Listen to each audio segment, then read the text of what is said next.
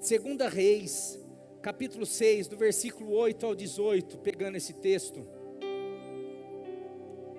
Segundo livro de Reis, segundo Reis, capítulo 6, versículo 8 a 18, por favor.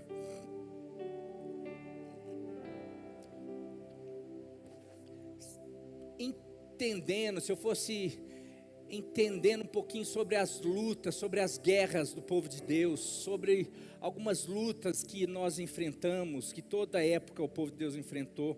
Quero pegar essa passagem para ler com você e tirar algumas lições. Diz assim a palavra de Deus: todos acharam? Todos acharam? Amém, misericórdia. Ora, o rei da Síria estava em guerra contra Israel. Depois de deliberar com seus conselheiros, dizia: montarei o meu acampamento em tal lugar, vou armar uma armadilha para aquele povo de Israel. Mas o homem de Deus mandava uma mensagem ao rei de Israel: evite passar por tal lugar, pois os arameus estão descendo para lá. Assim o rei de Israel investigava o lugar indicado pelo homem de Deus, pelo profeta Eliseu. Repetidas vezes isso aconteceu. Eliseu alertou o rei que tomava as decisões, as devidas precauções. Isto enfureceu o rei da Síria, que, convocando os seus conselheiros, lhe perguntou: vocês não me apontarão qual dos nossos soldados, qual dos nossos está do lado do rei de Israel? Respondeu um dos conselheiros: nenhum de nós, majestade. É Eliseu, o profeta que está em Israel, que revela ao rei de Israel até as palavras que tu falas em teu quarto. Ordenou o rei: descubra onde ele está, porque Eliseu frustrava os planos. Versículo, deixa eu voltar aqui. Então o que acontecia? Estava em guerra esse rei da Síria, estava tentando destruir o povo de Israel, armava ciladas, armadilhas, mas o homem de Deus, Eliseu, o profeta, Deus revelava para ele, e ele ia lá, mandava mensagem: ó, rei de Israel, ó, não faz isso, não vai para tal lugar, porque o inimigo está armando contra vocês, tem essa cilada, tem aquela cilada. O rei da Síria ficou doido, falou: ó, deve ter algum X9 aqui, deve ter alguém que está falando tudo, porque tudo que a gente tenta destruir aquele povo, o rei fica sabendo. Daí eles falaram: não, é o profeta, não tem ninguém aqui. Eles têm um profeta lá que, se você pensar no teu quarto, ele já sabe, Deus revela para ele. É isso que está acontecendo. O rei ficou furioso, ordenou o rei, versículo 13: descubram onde ele está, para que eu mande capturá-lo. Quando lhe informaram que o profeta estava em Dotã, ele enviou para lá uma grande tropa com cavalos e carros de guerra. Eles chegaram de noite e cercaram a cidade. O servo do homem de Deus levantou-se cedo, bem cedo pela manhã, e quando saía, viu que uma tropa com cavalos e carros de guerra havia cercado toda a cidade. Então ele exclamou: ah, meu senhor, e agora o que faremos? O profeta respondeu: não tenha medo, aqueles que estão conosco são mais numerosos do que eles. E Eliseu orou: Senhor, abra os olhos dele para que veja. Então o Senhor abriu os olhos do rapaz, e ele olhou e viu as colinas cheias de cavalos e carros de fogo ao redor de Eliseu. Quando os arameus desceram na direção de Eliseu, quando aquele exército imenso foi para destruir, matar, capturar Eliseu, Eliseu simplesmente orou ao Senhor: fere esses homens de cegueira. Então ele os feriu de cegueira, conforme Eliseu havia pedido. Meu querido, isso é uma passagem incrível. Por estar na Bíblia, a gente, como tudo que está na Bíblia, às vezes a gente acha que é é história e não história. A gente acha muito distante. Nossa, que coisa, porque o que aconteceu foi uma guerra natural, que teve uma intervenção espiritual, sobrenatural, que na época bíblica e até hoje é normal, muita gente vive, mas que para nós muitas vezes é surreal, porque a gente tem um ladrão ali tentando entrar na minha casa, eu preciso de um policial, eu preciso buscar, a primeira reação nossa é tratar coisas naturais com coisas naturais, coisas visíveis com coisas visíveis.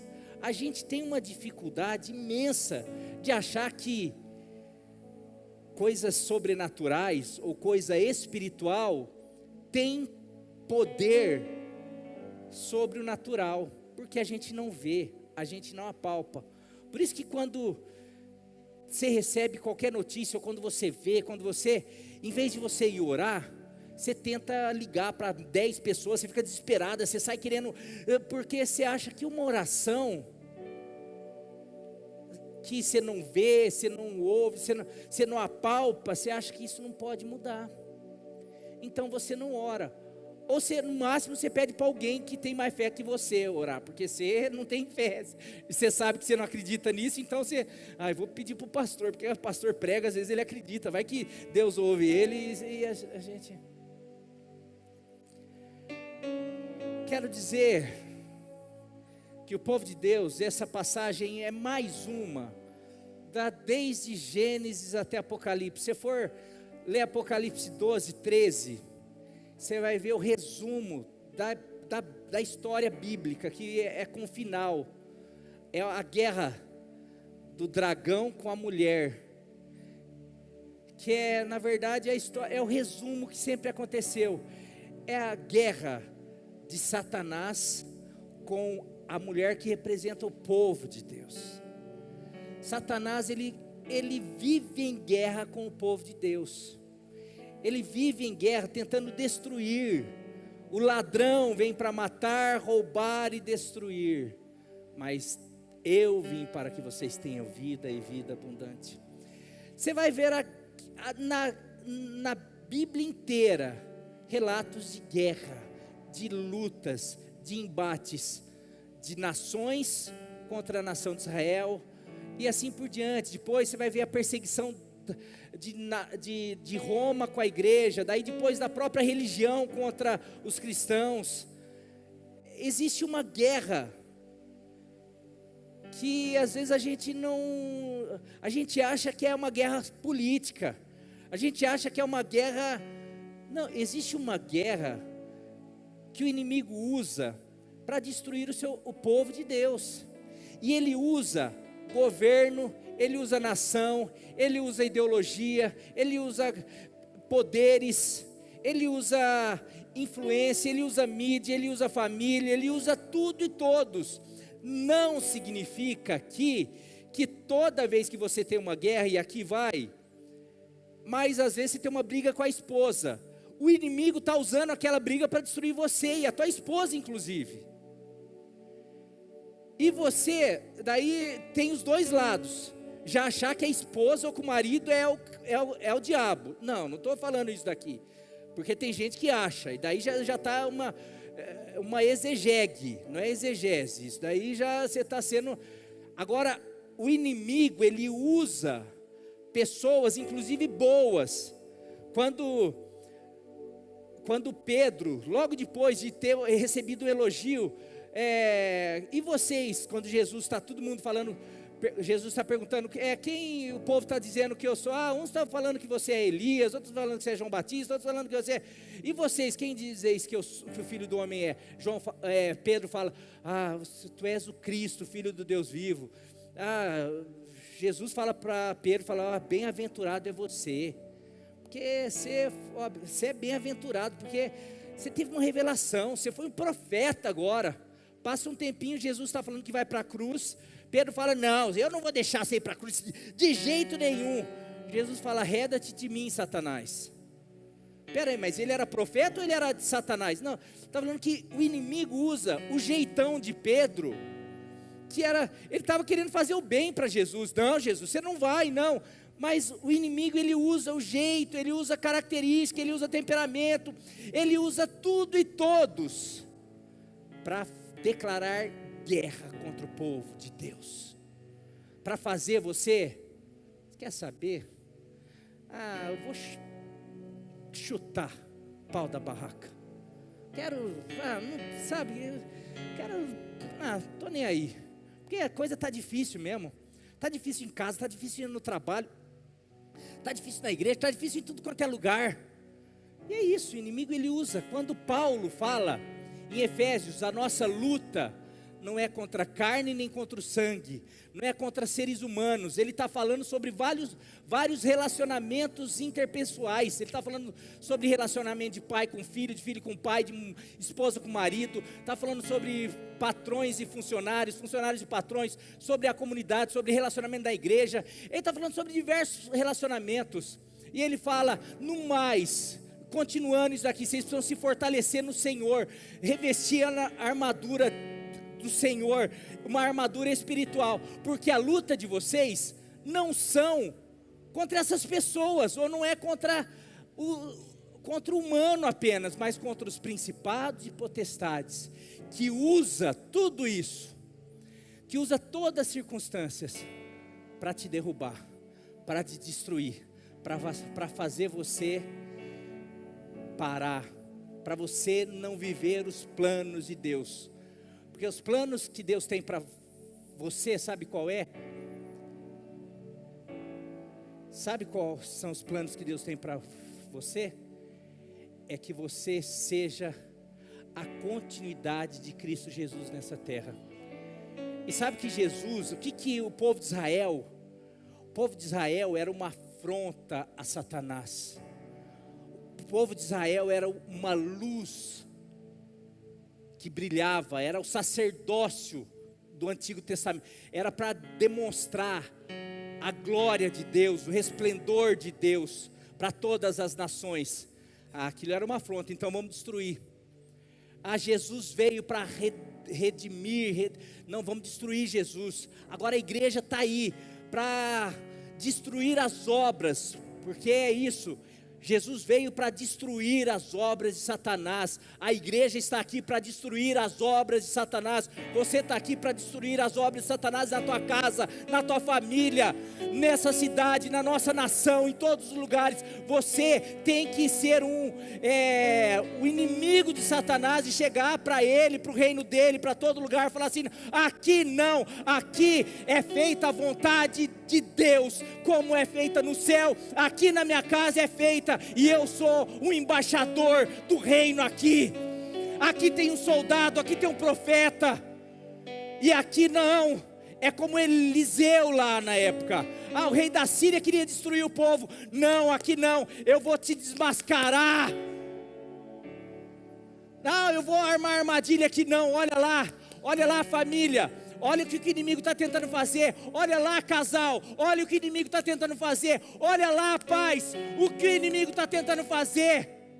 Eu não vou deixar o inimigo destruir, porque eu sou igreja. Olha o que o inimigo está tentando fazer com as igrejas. Eu sou igreja, eu tenho que me levantar. Agora, o que acontece com quem se levanta?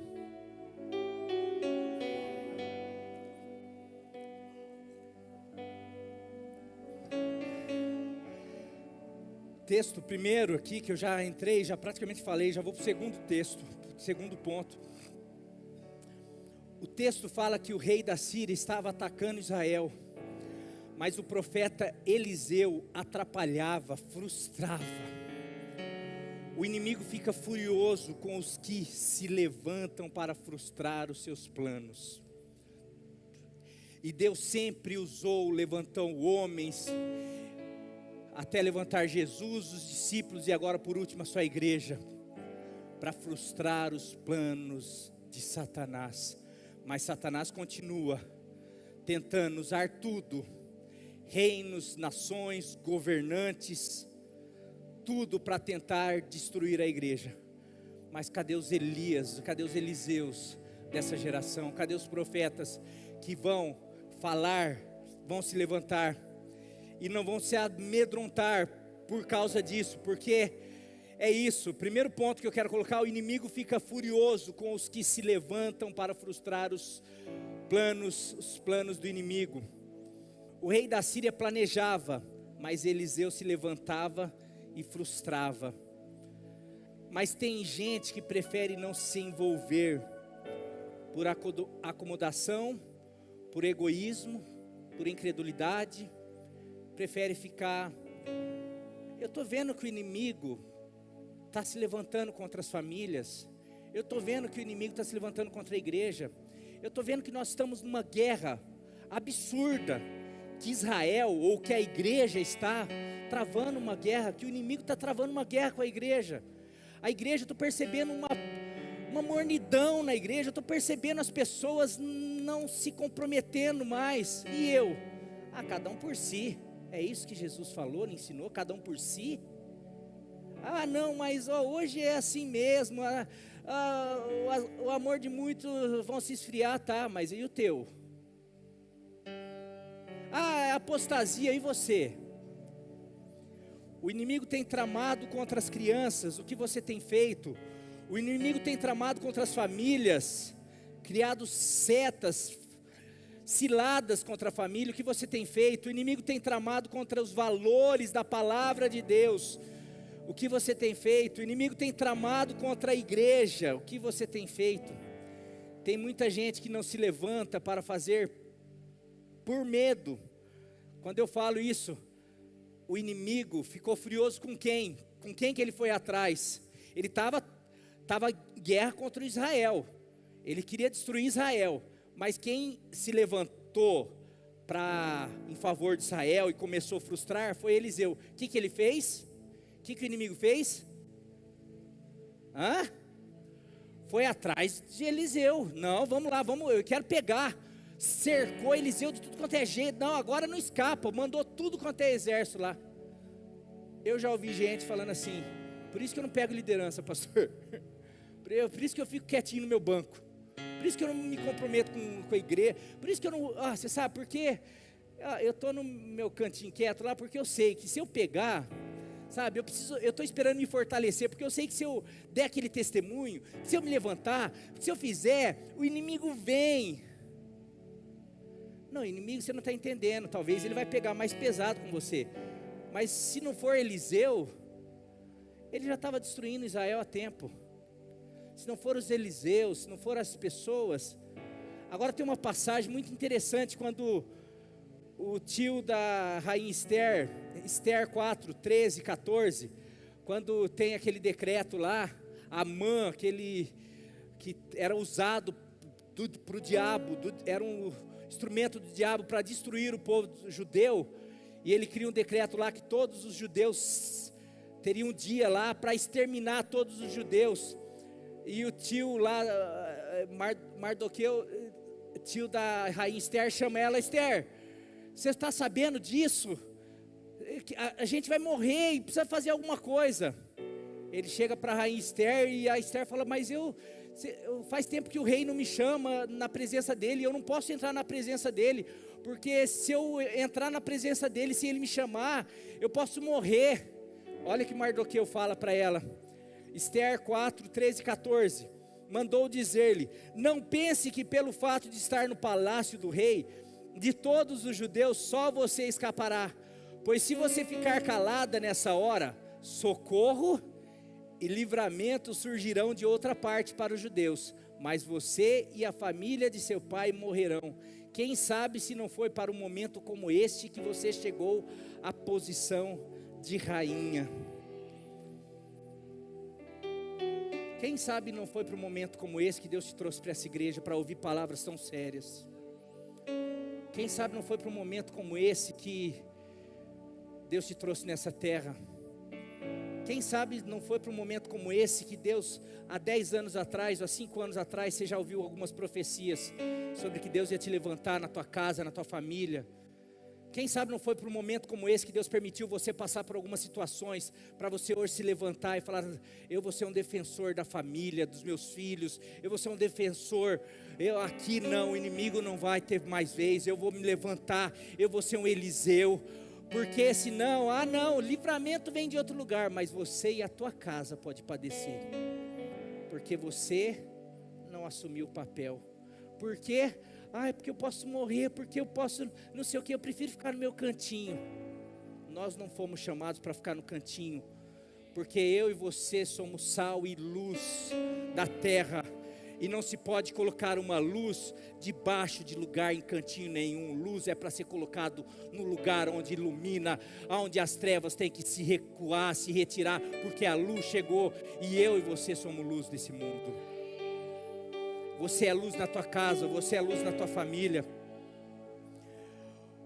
Por outro lado, nós temos homens e mulheres que têm se levantado, têm se tornado um Eliseu, têm declarado, tem professado, tem falado: não, Satanás, aqui na minha casa não.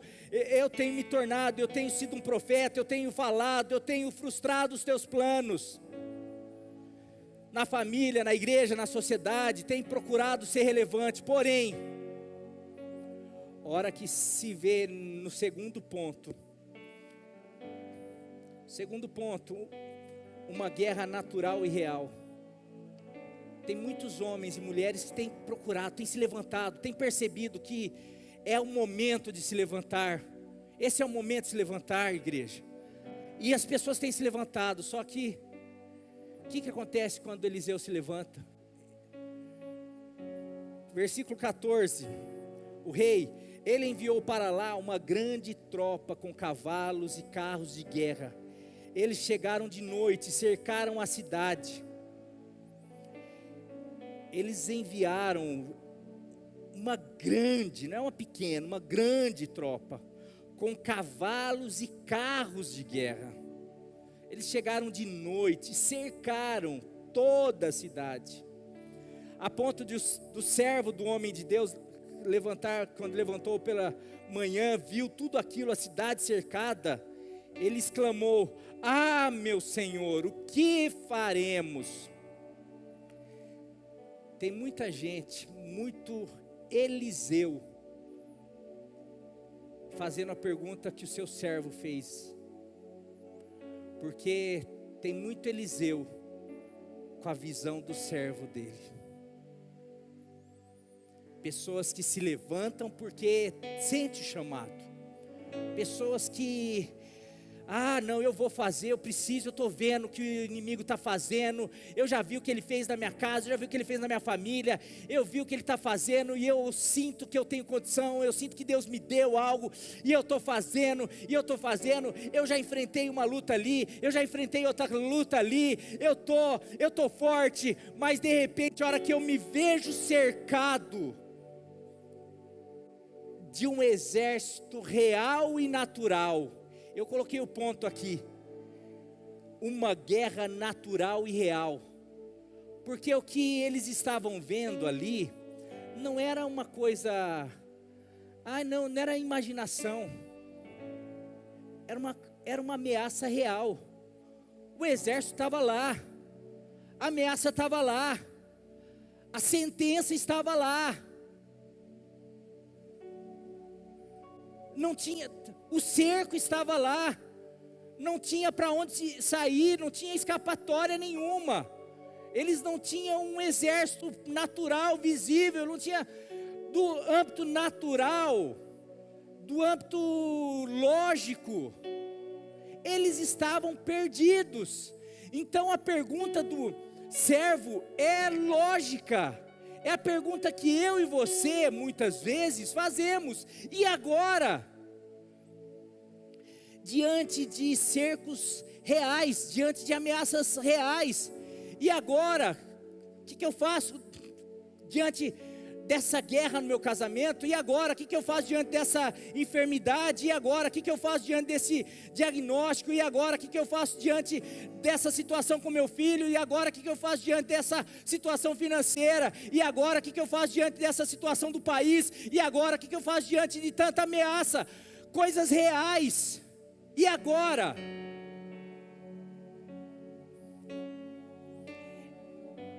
Essa é a visão do servo, que só tinha uma visão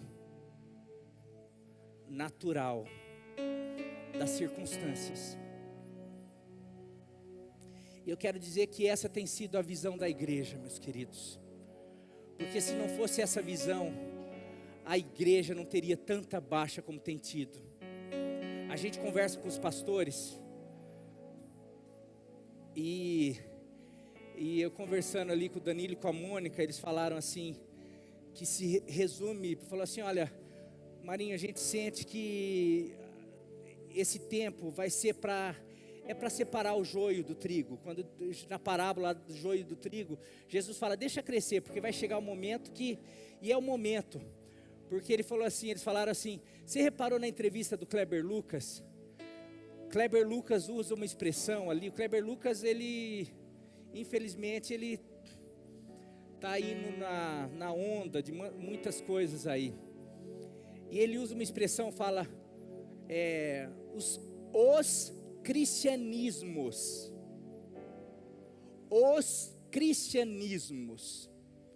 no plural, então tem mais de um cristianismo, e na verdade não tem, só existe um Cristo. Se existe um Cristo, não existe cristianismos, mas na verdade existe, hoje existe, porque hoje tem vários tipos de cristianismo. É o cristianismo que pega o que interessa da palavra de Deus, pega o que gosta, o que não gosta, escolhe, é seletivo naquilo. Peraí, eu canto música evangélica, mas também escolho o que eu sigo, o que eu não sigo, eu escolho o que eu deixo de fazer, o que eu não deixo de fazer. Não é o negar aquele que quer vir após mim, negue-se a si mesmo, tome cada dia a sua cruz e siga. Não, negar a si mesmo é negar algumas paixões, algumas vontades que não estão de acordo com a palavra, com o parâmetro de Deus. Não, mas não precisa, mas Deus é amor, Ele não quer, mas por que Ele fala que Ele quer vir após mim? Negue-se a si mesmo. Aquele que quiser achar a sua vida, perdê-la-á. Nossa, esse cara não tem amor nenhum, está falando para eu, se eu quiser achar minha vida, eu vou ter que perder. Ele está mandando eu morrer? Ele manda morrer. Esse cara não tem amor. Os cristianismos aí, só que tem um detalhe, esses cristianismos, eles não conseguem olhar para o sobrenatural, é só aqui no natural, por isso que eles ficam se apegando no amor, e no amor deles, o que eles entendem por amor, eles vão se apoiando, se apegando, e fica tentando mas não consegue. A hora que chega a luta, e não é luta por defender Jesus, é luta que nesse mundo tem. Jesus fala, no mundo terão aflições, vocês vão ter aflições. A hora que eles têm aflições, começa tem um monte de, começa a ruir a casa deles, porque não está construída sobre a rocha. Quando começa a ter as lutas, ele não consegue olhar para cima. Quero ainda falar sobre uma guerra real e natural e real. Era um exército de verdade, com armas de verdade, para fazer mal de verdade. Satanás usa pessoas reais, situações extremamente complicadas e reais, para destruir pessoas reais e naturais. Exemplos: o Egito era a nação mais poderosa, com o exército mais poderoso e numeroso da sua época. Isso é real?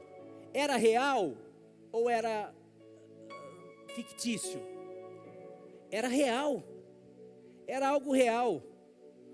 Foi real que esse mesmo essa mesma nação mais poderosa ruiu diante do sobrenatural, diante daquilo que era impossível, improvável. Escravos destruírem uma nação dessa, escravos sem armas, escravos frágeis, destruíram uma nação dessa. O natural, o real, ruiu diante do espiritual e do sobrenatural. O Mar Vermelho era real, mas teve que dar lugar para o sobrenatural. As muralhas de Jericó e os gigantes eram reais e naturais, porém tiveram que ruir, cair diante do espiritual e do sobrenatural. O tumor na cabeça da minha mãe era real, documentado. Ela foi para a sala de cirurgia, tudo real, mas foi espiritual, uma visitação, foi sobrenatural, uma cirurgia, atuação, porque depois, no dia seguinte, que ela falou que não queria mais, que deu a louca, falou, não, deixa a gente, não, Deus, Jesus me curou, não sei, não, você não pode sair daqui, não, pode fazer exame. Fizeram o exame, só tinha uma cicatriz, eles tiveram que ficar assim. Não sei, então aconteceu alguma coisa aí, não se explica. Hã? Ela falando que o médico falou, nessa hora a gente é obrigado a crer. Era real. Então, ser cristão, meu querido, não é duvidar do que a gente está vendo, não é você falar assim, nossa, hoje está difícil a situação, não é você falar, não, tá legal, ó, o Brasil estava, como que está a economia, né? Isso daí é ser esquizofrênico, não é ser cristão.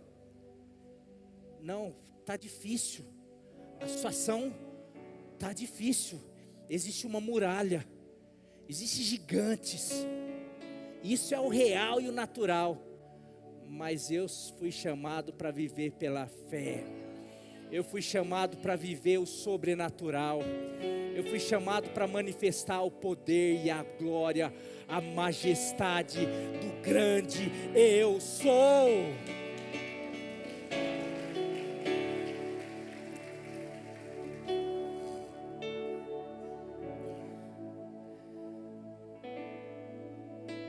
Uma depressão pós perdas, uma depressão pós perda de um filho é real, é normal. Uma depressão pós perda de 3 filhos é real, é normal, é natural, mas é sobrenatural.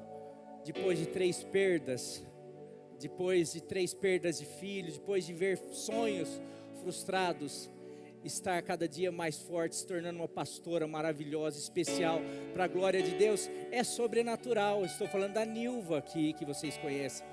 Então, eu não falo só porque às vezes a gente fica assim, mas a gente fica falando só da coisa, não, aqui. Alguns testemunhos a gente imaginar, porque fala assim, mas essas coisas não existem. Eu quero falar, a gente tem o irmão André, que levava a Bíblia para a antiga União Soviética, quando era proibida entrada de Bíblia lá. Ele colocou, era um missionário, o irmão André morreu esses tempos atrás, um gigante da fé, conhecido mundialmente, um dos missionários mais famosos. Ele levava a Bíblia em carro, fazia cada doideira.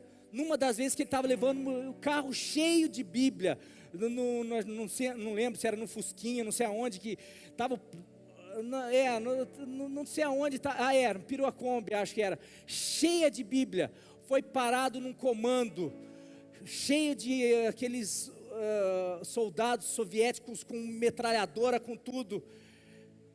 Ele foi parado ali, ia ser destruído. Ele só falou, Senhor, o Senhor já fez tanta gente enxergar, agora faz essa turma ficar cega agora para não ver as Bíblias aqui. Daí foram lá, desce do carro, aí foram lá, olharam, começaram, E voltar rapidinho, vai, segue, a gente já está passando para os comandos, para nem parar você, para não estragar tudo isso. Ele olhou, o que é? Não, porque senão vai estragar todo esse mundo de fruta que você está levando. Hoje eu não lembro o que falou. Corre, que a gente já vai estar passando para os comandos, nem parar mais você, para deixar você passar. Isso daí é relato real. Não é da Bíblia, é da nossa época, da nossa geração. Você quer um pessoal aqui que não tem nada. Um dia estava indo para Bauru, estava levando minha mãe no hospital lá em Bauru, numa consulta médica recentemente. Eu estava assim, esqueci minha carteira de motorista, carteira, tudo. Estava lá, passei em P. Alves, estava atrasado para variar um pouquinho.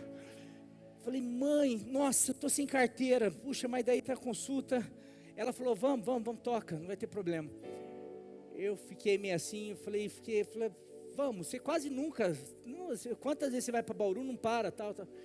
Chegando em Bauru, tinha um comando ali, mas não era comando, parando tudo. Eu assim, mas não vai parar. Parou. A hora que parou, eu olhei para a cara dela assim, ela com o olho fechado assim. Poxa, legal, hein? Deixa na mão assim, documento, por favor.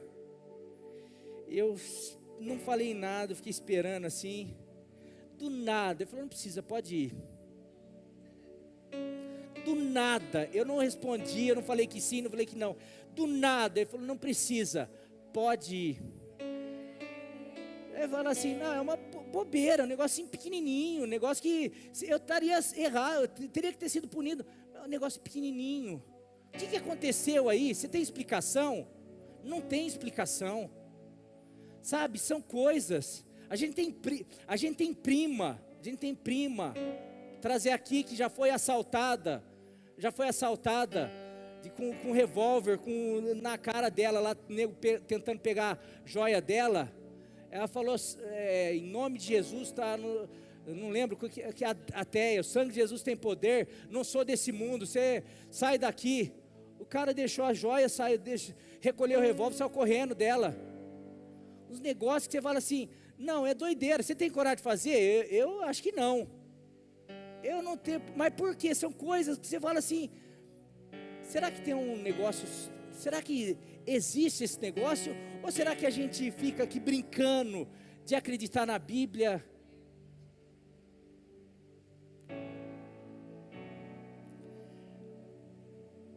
Não são lutas reais que enfrentamos para nos matar, nos fazer parar e desistir. Eu dei alguns exemplos, mas você sabe quais são as lutas reais e naturais que você enfrenta hoje. Eu dei alguns exemplos só para você perceber que o povo de Deus sempre enfrentou lutas reais e sempre venceu de formas sobrenaturais.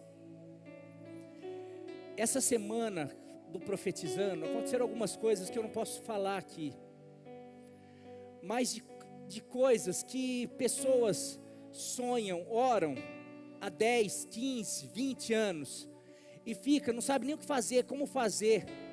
De repente nessa semana Deus fez assim, vou mostrar que não é do teu jeito, você não precisa pensar como fazer, eu dou um jeito, de um jeito que você nem imagina. E Deus fez. Da gente ficar assim, deu a Nilva chegar e falar assim, Nilva, é para mostrar para a gente que se a gente for para esse nível, em vez de ficar pensando, aí se a gente ligar, e se a gente fizer, e se a gente conversar, e se a gente pagar, e se a gente não sei o quê, e se a gente fica. Se a gente orar, se a gente buscar, se a gente confiar, se a gente acreditar que as guerras aqui são ganhas aqui, de confiança, de falar, Deus, maior são os que estão conosco, aqui eu não tenho chance, aqui eu estaria morto, aqui já estaria acabado, aqui eu não tenho chance nenhuma, porém, abra os meus olhos, para que eu consiga enxergar o Senhor cuidando de mim, o Senhor realmente enviando os teus anjos para me guardar, me curar, enviando os teus anjos para estar com as pessoas que eu amo, estar mostrando aquilo que o Senhor vai realizar, que eu não acredito, mas que o Senhor vai fazer, porque eu sei que Tu és Deus, e Tu és aquele que governa, que é soberano, que controla o céu, a terra, o mar e tudo que nele existe, aquele que está acima de todo principado, poder, domínio, governo. O Senhor é Deus, e porque o Senhor é Deus, eu quero realmente parar de me desesperar pelos cercos da vida, pelas lutas do natural, e começar a me conectar com o espiritual e sobrenatural, e me tornar um homem de fé, de que tudo é possível ao que crê, olhando de uma maneira espiritual e sobrenatural. Eliseu orou: Senhor, versículo 17, abre os olhos dele para que veja. Então o Senhor abriu os olhos do rapaz, que olhou e viu as colinas cheias de cavalos e carros de fogo ao redor de Eliseu. Quando os arameus desceram na direção de Eliseu, ele orou ao Senhor: fere esses homens de cegueira. Então ele o feriu de cegueira, conforme Eliseu havia pedido. Nós precisamos urgentemente de uma visão espiritual nas batalhas que enfrentamos. Nós precisamos pedir: Senhor, abra os meus olhos para enxergar o anjo que acampa ao meu redor, porque Tua palavra fala que os anjos do Senhor acampam ao redor daqueles que o temem e os livra do mal. O apóstolo Paulo diz em Efésios 6:12, porque a nossa luta não é contra o sangue e a carne, e sim contra os principados e potestades, contra os dominadores desse mundo tenebroso, contra as forças espirituais do mal nas regiões celestes. 2 Coríntios 10:3 e 5 diz: pois embora vivamos como homens, não lutamos segundo os padrões humanos. Olha só o que Paulo está ensinando para a igreja: Pois embora vivamos como homens naturais, não lutamos segundo os padrões humanos naturais, porque as armas com as quais lutamos não são humanas, pelo contrário, são poderosas em Deus para destruir fortaleza.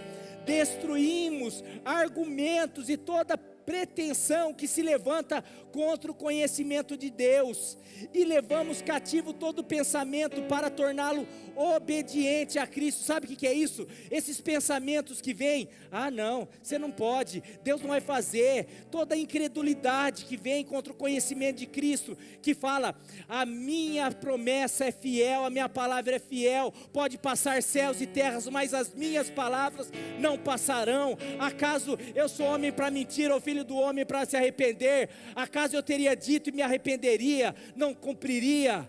Assim como, meu querido, Deus ele fala, ele cumpre. E eu não estou falando para você começar a declarar e falar, acreditar aquilo que Deus nunca falou a teu respeito, mas eu estou querendo te convidar a acreditar, a tomar posse sobre aquilo que Deus falou a teu respeito. E Ele falou que você é mais que vencedor nele. Ele falou que praga alguma chegará à sua tenda.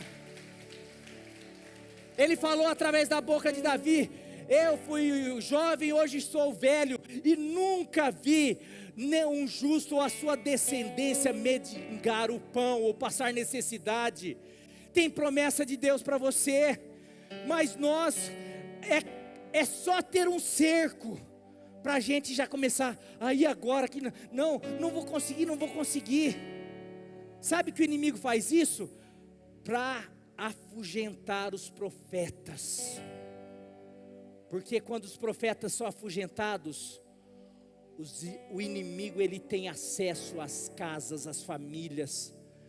Quando as pessoas que deveriam estar falando: não, aqui não, na igreja não, na família não, na casa não, em Pirajuí não, nós vamos, não, essa juventude não vai ser perdida, esses adolescentes não serão perdidos, essa escola, essa economia, essas empresas não vão ter problema, porque aqui existe um povo de Deus que fala assim: Satanás, você tem que se retirar. E aqui nós fazemos não porque ficamos declarando, mas porque nós oramos, nós jejuamos, nós usamos as armas da nossa milícia que são poderosas em Deus. E quando o inimigo vem contra nós, através de tantas coisas naturais, eu sei que maior são os que estão conosco, mais numerosos, mais poderosos e reais. O mundo espiritual é mais real do que o mundo físico. Você quer ver para terminar, Daniel, capítulo 10, começa do capítulo 9, Daniel começa a orar. Daniel era um homem de oração, de revelação. Tem coisa de Apocalipse que você precisa entender. Daniel, coisa do final dos tempos. Deus traz muita revelação para Daniel, mas Daniel era um homem de oração, e chega um momento que ele precisava entender, ele queria entender algumas coisas, tanto do que ele sabia que já fazia quase 70 anos, que o povo estava na Babilônia, e ele sabia que o povo estaria voltando, e já um povo já voltando, e ele queria saber o que aconteceria, se seria restaurado, e tantas coisas assim, e ele começa a pedir resposta, ele começa a buscar a Deus, e ele se aplica em oração, e ele começa a jejuar e orar, só que chega no momento que ele está desfalecido, não está aguentando mais de orar. Isso daí está no capítulo 10, você pode ler, não precisa nem colocar aqui, mas fala assim, no 21º dia, chega lá Gabriel, e ele não está aguentando nem ver, nem se levantar. Gabriel fala: Daniel, você é muito amado por Deus, e eu te trouxe a resposta, mas eu queria que você soubesse, Deus manda dizer que no primeiro dia que você se pôs a buscar a Deus, no primeiro dia que você se pôs a usar as armas da tua milícia, no primeiro dia que você entendeu aonde que estão as respostas, no primeiro dia que você entendeu, aliás, você usou o que você entende sempre, que é a oração, a busca, a dedicação, eu já vim com a tua resposta. No primeiro dia, era para eu ter vindo aqui já te deliciar com a minha presença, com a resposta, com a revelação, mas no caminho, no que caminho? No caminho celestial, no caminho espiritual, eu fui impedido pelo príncipe da Pérsia, falando sobre um demônio, sobre um principado, que era o principado daquela região da Babilônia lá, da Pérsia, que já era, acho que no capítulo 10 já é príncipe da Pérsia, já era o rei Dario. Então, daquela potestade, um principado poderoso lá, não, você não vai passar aqui não para responder, não, eu não quero isso daqui. E daí tem uma guerra espiritual imensa, e lá fica, e Daniel orando. Daniel podia ter falado assim: não, acho que eu vou desistir, estou 1 dia, 2 dias, 3 dias, nada, 4 dias, acho que Deus não quer, não, está tendo uma guerra espiritual. Daniel jejuando e orando, buscando aqui. Daí fala que, você pode ler isso em Daniel, fala que daí Deus enviou Miguel, um arcanjo guerreiro, e daí enquanto Miguel ficou guerreando com esse principado, Gabriel pôde vir entregar a resposta para Daniel. Uma guerra espiritual, uma batalha espiritual.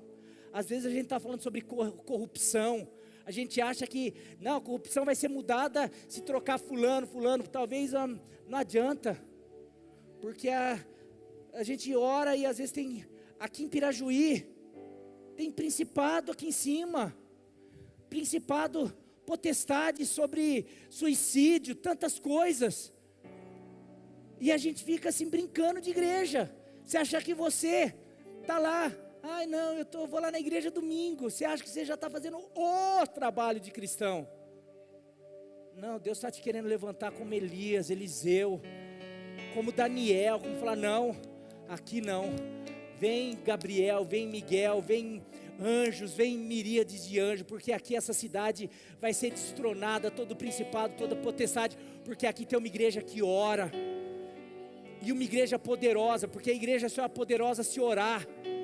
A igreja não é poderosa por número de gente que tem. Se tiver 2.000 pessoas e não orar, Agora a gente precisa começar a jejuar, orar, buscar usar as nossas armas, porque daí quando nós entrarmos aqui, a atmosfera vai estar como estava nessa semana.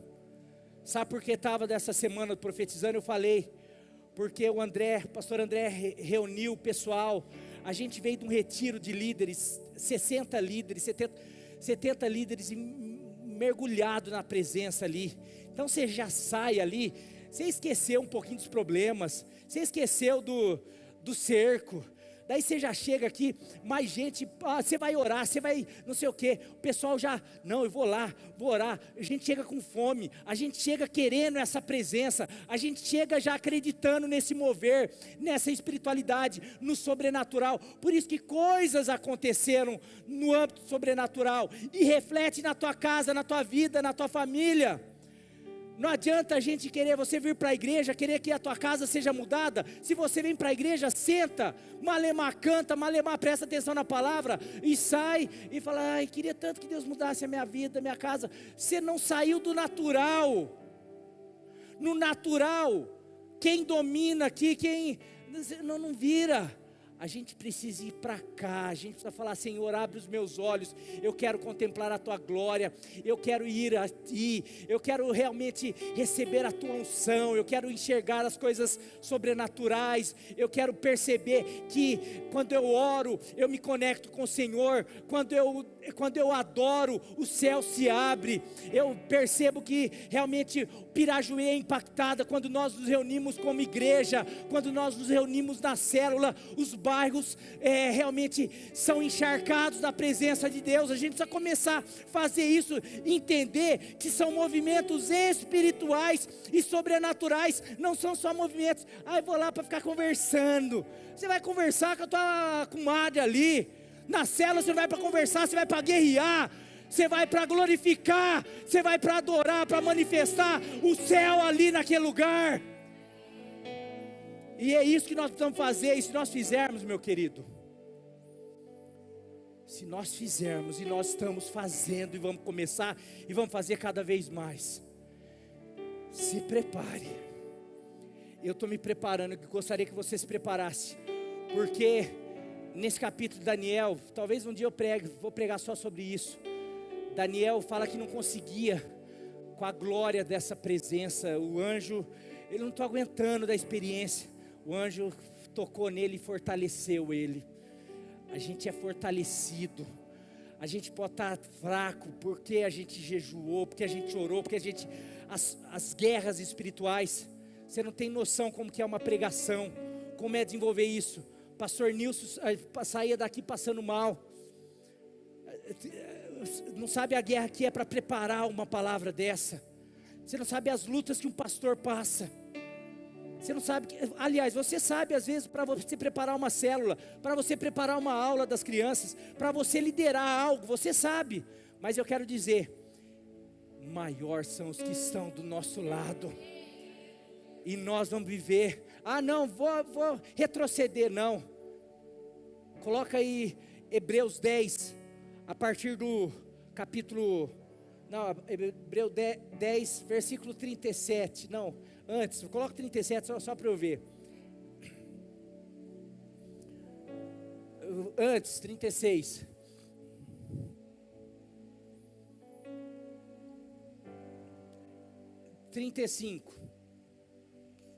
isso, por isso, não abram mão da confiança que vocês têm em Cristo, no sobrenatural, no espiritual, ela será ricamente recompensada. Pode seguir.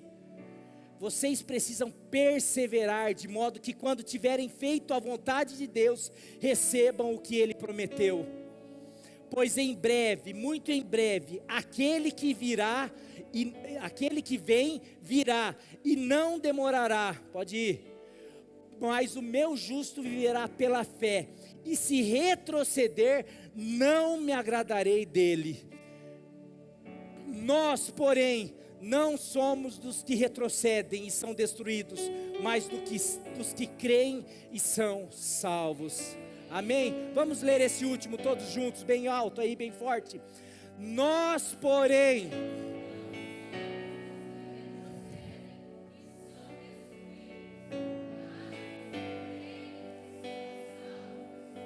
Aleluia, glória a Deus.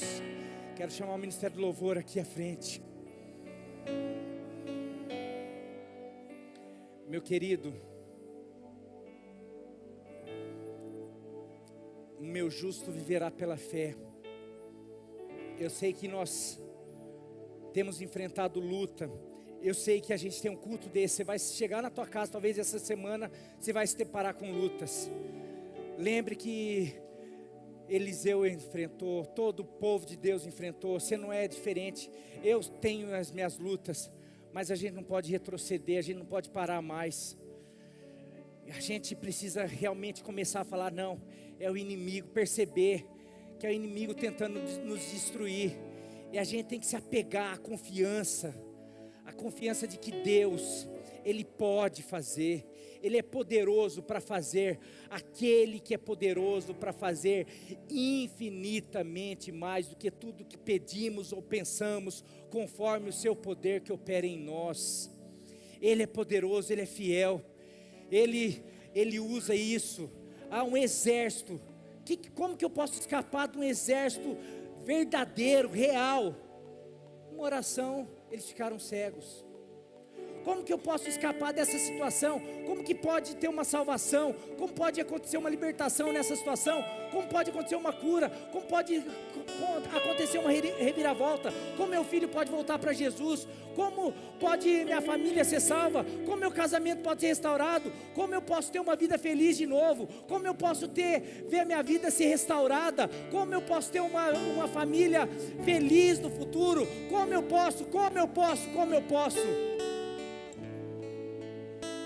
Em Jesus Cristo, você pode todas as coisas, porque Ele age de maneiras que nós nem imaginamos.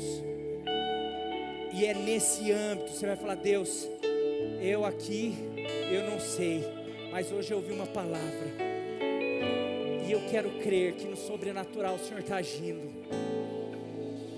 Eu creio que o Senhor faz. Eu creio que o Senhor faz. Eu creio que o Senhor vai fazer. Eu vou perseverar. Eu vou continuar. Eu vou ser um Eliseu. Mas o inimigo está vindo com tudo. Não, ele está vindo, mas eu sei que maior é o que está em mim. Maior são os que estão comigo. Eu sei que o Senhor está comigo, assim como o Senhor livrou Eliseu, Elias, assim como o Senhor livrou José, assim como o Senhor livrou Pedro, assim como o Senhor livrou os teus homens, os homens que se comprometiam com o Senhor vai fazer comigo, com a minha casa, com a minha família. Eu quero entregar a minha vida para o Senhor, e eu sei que as minhas lutas são as tuas lutas. Eu sei que os meus problemas são os teus problemas. Eu não sei como que o Senhor vai fazer, mas eu sei que o Senhor vai fazer. Eu sei que o Senhor pode fazer. Então faz, em nome de Jesus.